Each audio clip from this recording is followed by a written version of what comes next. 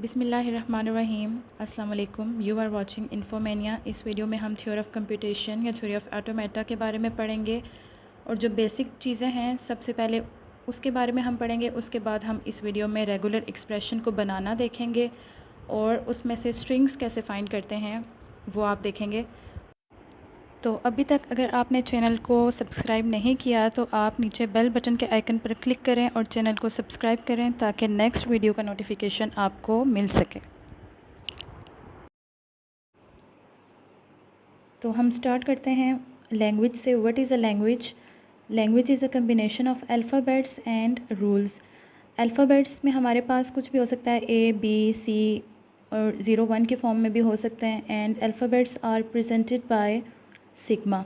और अगर हम कहें कि हम इसमें से कोई स्ट्रिंग्स ड्रॉ करते हैं अल्फ़ाबेट्स में से, let's suppose all strings which are ends with A, तो ये हमारे पास उसका रूल डिफ़ाइन हो जाएगा। अब स्ट्रिंग्स क्या होते हैं और वर्ड्स क्या होते हैं? लेट्स सपोज कि हमारे पास एक लैंग्वेज है इंग्लिश और इसके अल्फ़ाबेट्स हमारे पास A B C up to G तक हैं। तो इसमें से जब हम कोई स्ट्रिंग्स ड्रॉ करेंगे तो हम डिफरेंट लेटर्स का कम्बिनेशन लिखेंगे। लेट्स सपोज यहाँ पर हमने लिखा हुआ है ए बी ए और बी के एल एम, तो ये हमारे पास उन अल्फ़ाबेट्स में से स्ट्रिंग ड्रॉ किया हमने।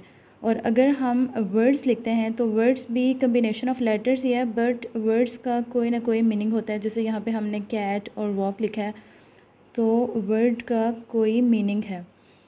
अब लेंथ ऑफ स्ट्रिंग क्या होती है? लेंथ ऑफ स्ट्रिंग में हमारे पास, जैसे फ़र्ज़ करें हमारे पास एक स्ट्रिंग गिवन है ए बी बी ए, तो ये हमारे पास 4 लेंथ का स्ट्रिंग है क्योंकि इसमें 4 लेटर्स यूज़ हो रहे हैं।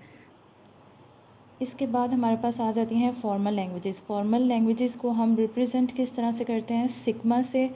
जो भी हमारे पास अल्फ़ाबेट सेट है उसको हम सिग्मा से रिप्रेजेंट करेंगे। फॉर एग्ज़ाम्पल हमारे पास यहाँ पर ए बी है, सिर्फ ए भी हो सकता है, सिर्फ बी भी हो सकता है, कुछ भी हो सकता है। 0 और 1 2 3 की फॉर्म में भी हो सकते हैं हमारे पास स्ट्रिंग्स। जो भी अल्फ़ाबेट सेट से हम स्ट्रिंग्स ड्रॉ करेंगे वो हम उन अल्फ़ाबेट्स या उन लेटर्स को जॉइन करके बनाएंगे। फॉर एग्ज़ाम्पल हमारे पास यहाँ पर बी बी ए है, तो ये स्ट्रिंग्स, ये वाला स्ट्रिंग और ये वाला स्ट्रिंग हमें इसी अल्फ़ाबेट सेट से बनाया है। एक लैंग्वेज को हम डिफरेंट वे से रिप्रेजेंट कर सकते हैं। रेगुलर लैंग्वेज को हम इन वे से रिप्रेजेंट कर सकते हैं। डिस्क्रिप्टिव मेथड से हम रिप्रेजेंट कर सकते हैं और रेगुलर एक्सप्रेशन से हम इसको रिप्रेजेंट कर सकते हैं और फाइनाइट स्टेट ऑटोमेटा से। यह हम आगे पढ़ेंगे बारी बारी। फाइनाइट स्टेट ऑटोमेटा में हमारे पास नॉन डिटर्मिनिस्टिक फाइनाइट ऑटोमेटा आ जाता है और डिटर्मिनिस्टिक फाइनाइट ऑटोमेटा आ जाता है। इसका डिस्क्रिप्टिव मेथड जो है वो हमारे पास क्या होता है कि जैसे हमारे पास एक एग्जांपल है कि all strings ends with A, तो हमारे पास इसकी लैंग्वेज क्या बनेगी? वो वाले सारे स्ट्रिंग्स जिसमें हमारे पास ए के साथ एंड हो रहा हो। जैसे हमारे पास सबसे पहले ए है, ये इसमें आ सकता है बी ए। अब बी ए हमारे पास स्टार्ट किससे हो रहा है? बी से, लेकिन एंड हमारे पास किससे हो रहा है? ए से। इसी तरह हमारे पास ए है, ये भी हमारे पास ए से एंड हो रहा है। उसके बाद ट्रिपल ए है, ये भी हमारे पास ए से एंड हो रहा है। इसको हम इसका ऑर्डर हम कैसे लिखते हैं? इसको हम लेक्सोग्राफिकल ऑर्डर में लिखते हैं, मतलब कि हम इसको असेंडिंग ऑर्डर में लिखते हैं। जिसकी लेंथ स्मॉल है सबसे पहले हम उसको लिखेंगे और जिसकी लेंथ ग्रेटर है उसके बाद हम उसको लिखेंगे। अब लैंग्वेज में ही हमारे पास कुछ इम्पॉर्टेंट पॉइंट्स हैं जो हम कह सकते हैं कि लैंग्वेज हो सकती है। लैंग्वेज कैन बी एम्पटी और नॉन एम्पटी। जैसे इसकी एक एग्ज़ाम्पल हमारे पास ये एग्ज़ाम्पल हमारे पास है जिसमें एम्पटी लैंग्वेज को डिफ़ाइन किया गया है। लैंग्वेज कैन बी इनफाइनाइट और फाइनाइट। अब लैंग्वेज हमारे पास फाइनाइट भी हो सकती है और इनफाइनाइट भी लैंग्वेज हो सकती है। नेक्स्ट हमारे पास है language of word can be 0 और मोर। अब वर्ड की जो लेंथ है वो हमारे पास ज़ीरो भी हो सकती है और ज़ीरो से ज़्यादा भी हो सकती हैं। अब ज़ीरो लेंथ वर्ड को हम किससे डिनोट करते हैं? एप्सिलॉन से। जैसे हमारे पास एक ये लैंग्वेज की एग्जांपल है जिसमें हमने एप्सिलॉन लिया हुआ है, तो इसमें ये ज़ीरो लेंथ का वर्ड है, इसमें हमारे पास कोई वर्ड नहीं है या कोई हमारे पास स्ट्रिंग नहीं है। अब एक और लैंग्वेज है हमारे पास, Kleene closure language. Clean closure language is a language of all possible strings and it is denoted by sigma star. इसको सिग्मा स्टार से डिनोट करते हैं और इसमें हमारे पास सारे स्ट्रिंग्स आ जाते हैं। अब जैसे यहाँ पर एक हमने लिखा हुआ है कि इसमें एप्सिलॉन भी आ जाएगा, इसमें ए भी आ जाएगा, बी भी आ जाएगा, उसके बाद हमारे पास ए भी आ जाएगा, ए बी भी आ जाएगा, इसी तरह अप टू सोन हमारे पास सारे स्ट्रिंग्स आ जाते हैं और इसको हम लेक्सोग्राफिकल ऑर्डर में लिखते हैं। अब हम आ जाते हैं रेगुलर एक्सप्रेशन के ऊपर। तो रेगुलर लैंग्वेज को डिफ़ाइन करने के लिए हम रेगुलर एक्सप्रेशन को यूज़ करते हैं। ये एक वे है रेगुलर लैंग्वेज को डिफ़ाइन करने का। इसमें हमारे पास जैसे एक एग्ज़ाम्पल है, ए बी हमारे पास अल्फ़ाबेट सेट है और इससे हमने ऑल स्ट्रिंग्स जो कि ए से स्टार्ट हो रहे हैं वो लिखना है। तो हम कैसे लिखेंगे कि ओके और एक और चीज़, ये जो ए प्लस बी होल स्टेरिक है, ये किसका रेगुलर एक्सप्रेशन है? हमारे पास ऑल पॉसिबल स्ट्रिंग्स जो कि क्लीन क्लोजर है। तो जो भी हमारे पास ए से स्टार्ट हो रहे होंगे उसको स्टार्ट तो हम ए से करेंगे, लेकिन एंड वो किसी से भी हो सकते हैं। एंड पे हमारे पास कुछ भी हो सकता है। क्लीन क्लोजर लैंग्वेज हमने इसलिए लिखा है कि उसमें सारे पॉसिबल स्ट्रिंग्स आ जाते हैं। तो स्टार्ट हम ए से करेंगे, ए हमारे पास फिक्स है, जो ए से हम स्टार्ट कर रहे हैं, और एंड किसी से भी हो सकता है, ए से भी हो सकता है, बी से भी हो सकता है, ए बी से भी हो सकता है, ए बी से भी हो सकता है, सारे पॉसिबल स्ट्रिंग्स आ जाएंगे इसमें। नेक्स्ट हम एग्जांपल देखते हैं एक फाइनाइट लैंग्वेज का। लैंग्वेजेस हमारे पास फाइनाइट भी हो सकती हैं, इनफाइनाइट भी हो सकती हैं। यहाँ पर हम एक फाइनाइट लैंग्वेज का रेगुलर एक्सप्रेशन देखते हैं जिसमें हमारे पास अल्फ़ाबेट सेट ए बी है और ऑल स्ट्रिंग्स ऑफ लेंथ 2। अब ये फाइनाइट लैंग्वेज है क्योंकि तो सिर्फ हम वो स्ट्रिंग्स लिखेंगे जिसकी लेंथ हमारे पास 2 है, तो इसमें तो ये इसका रेगुलर एक्सप्रेशन बनेगा। तो फाइनाइट लैंग्वेज को याद रखें कि हम वो सारे अल्फ़ाबेट्स, वो सारे स्ट्रिंग्स लिख के प्लस का साइन डाल दें तो हमारे पास उसका रेगुलर एक्सप्रेशन बन जाएगा। अच्छा, लैंग्वेज मैंने आपको बताया था कि इनफाइनाइट भी हो सकती हैं। हम रेगुलर एक्सप्रेशन को क्यों यूज़ करते हैं? जैसे हमारे पास इनफाइनाइट लैंग्वेजेस हैं तो हम इसको डिस्क्राइब नहीं कर सकते, डिस्क्रिप्टिव मेथड से नहीं लिख सकते क्योंकि उसमें हम सब स्ट्रिंग्स को नहीं ला सकते, तो हम इसके लिए रेगुलर एक्सप्रेशन यूज़ करते हैं। तो इनफाइनाइट के लिए हम रेगुलर एक्सप्रेशन, इनफाइनाइट लैंग्वेजेस में एक होती है हमारे पास क्लीन क्लोजर लैंग्वेज और एक हमारे पास होती है positive closure language. Clean closure language को हम सिग्मा स्टार से रिप्रेजेंट करते हैं और पॉजिटिव क्लोजर को हम इस प्लस के साइन से रिप्रेजेंट करते हैं। इन दोनों में डिफरेंस क्या है कि जो क्लीन क्लोजर लैंग्वेज है उसमें हमारे पास एप्सिलॉन जो एम्पटी सिंबल के लिए हम यूज़ करते हैं वो आ जाता है, और पॉजिटिव क्लोजर में हमारे पास एप्सिलॉन यूज़ नहीं होता, हम एप्सिलॉन उसमें नहीं लिखते। एक एग्जांपल हम देखते हैं, इसमें अल्फ़ाबेट सेट हमारे पास ए है और इसकी लैंग्वेज हमारे पास क्या है, ये देखें एप्सिलॉन से स्टार्ट हो रही है। एप्सिलॉन, उसके बाद एक दफ़ा ए आएगा, उसके बाद 2 दफ़ा ए, फिर 3 दफ़ा ए, अप टू सॉन। ये इसकी लैंग्वेज हमारे पास बनेगी और इसका रेगुलर एक्सप्रेशन हमारे पास क्या होता है, ए स्टेरिक।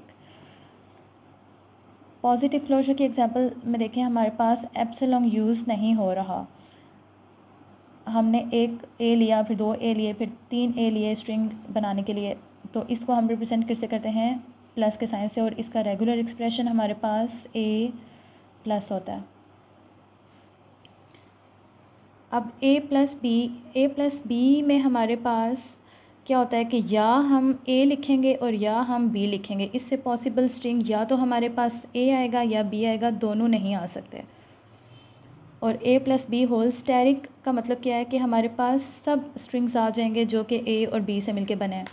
सिंगल ए भी आ सकता है, सिंगल बी भी आ सकता है, double A, double B, A B, मतलब 3 लेंथ्स भी आ सकती हैं, 4 लेंथ्स भी। स्टैटिक का मतलब है कि हम दोबारा इसके अंदर आ जाएंगे।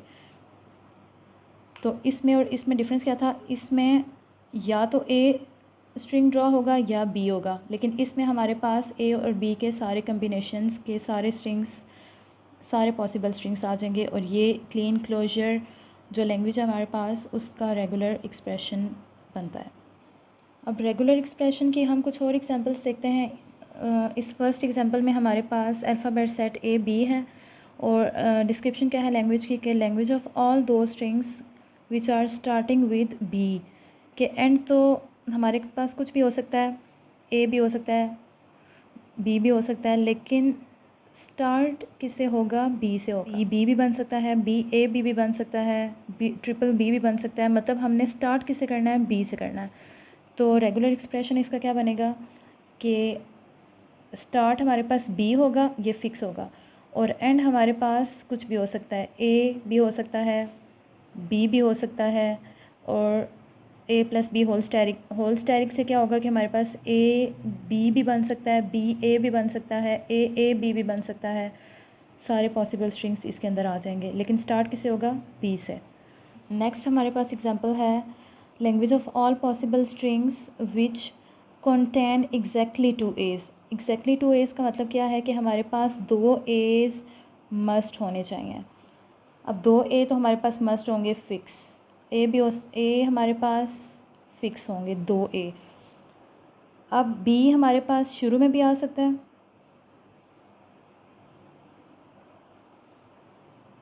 अब बी हमारे पास सेंटर में भी हो सकता है, और बी हमारे पास एंड पे भी हो सकता है। अब एक बी नहीं लिखेंगे, बी स्टैरिक में हमारे पास क्या आ जाएगा, बी स्टैरिक का मतलब है हमारे पास एप्सिलॉन भी आ जाएगा, एक बी आ जाएगा, डबल बी आ जाएगा, ट्रिपल बी आ जाएगा, अप टू सो ऑन। तो हमारे पास स्टार्ट में जितने मर्ज़ी बी आएँ, लेकिन फिर हमारे पास ए होगा, फिर हमारे पास जितने मर्ज़ी बी आएँ, फिर हमारे पास ए, और फिर जितने मर्ज़ी बी आएँ, मतलब 2 एज हमारे पास फिक्स हैं। तो ये इसका रेगुलर एक्सप्रेशन बनेगा। नेक्स्ट एग्जांपल हम देखते हैं कि language of all possible strings that contain double B. अब डबल बी हमारे पास होना चाहिए, एंड और स्टार्ट हमारे पास कुछ भी हो सकता है। तो इसका रेगुलर एक्सप्रेशन हम कैसे लिखेंगे कि स्टार्ट तो हमारे पास ए या बी कुछ भी हो सकता है सारे स्ट्रिंग्स में से, लेकिन उसमें डबल बी आना चाहिए, डबल बी हमारे पास फिक्स है, और एंड भी हमारे पास ए या बी कुछ भी हो सकता है। तो इसका रेगुलर एक्सप्रेशन ये बनेगा। नेक्स्ट एग्जांपल हमारे पास है all possible strings that start and end with same letter.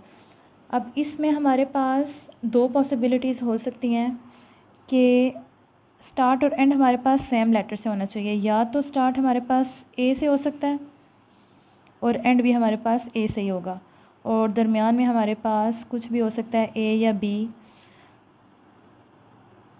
और या हमारे पास दूसरी पॉसिबिलिटी क्या हो सकती है कि सेम लेटर हमारे पास बी हो सकता है, और दरमियान में हमारे पास कुछ भी आ सकता है, A B A B, anything.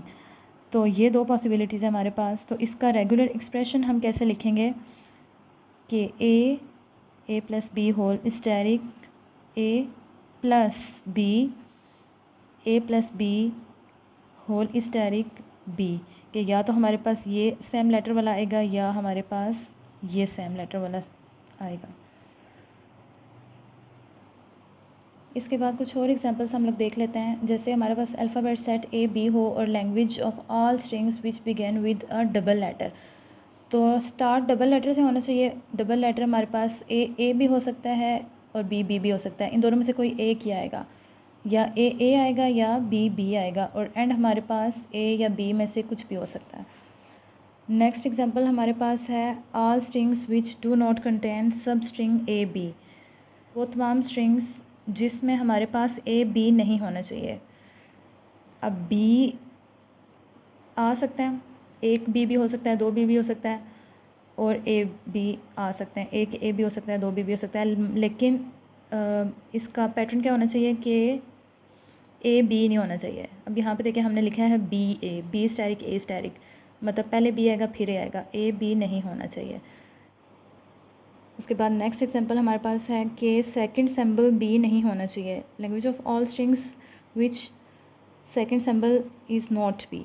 तो सेकंड सिंबल अगर हमारे पास बी नहीं होगा तो हमारे पास या तो एप्सिलॉन होगा, या हमारे पास ए होगा, या बी होगा, या फर्स्ट सिंबल हमारे पास ए या बी में से कुछ भी हो सकता है, लेकिन सेकंड सिंबल हमारे पास फिक्स ए होना चाहिए। ये हमारे पास बी नहीं हो सकता, और एंड भी हमारे पास ए या बी कुछ भी हो सकता है।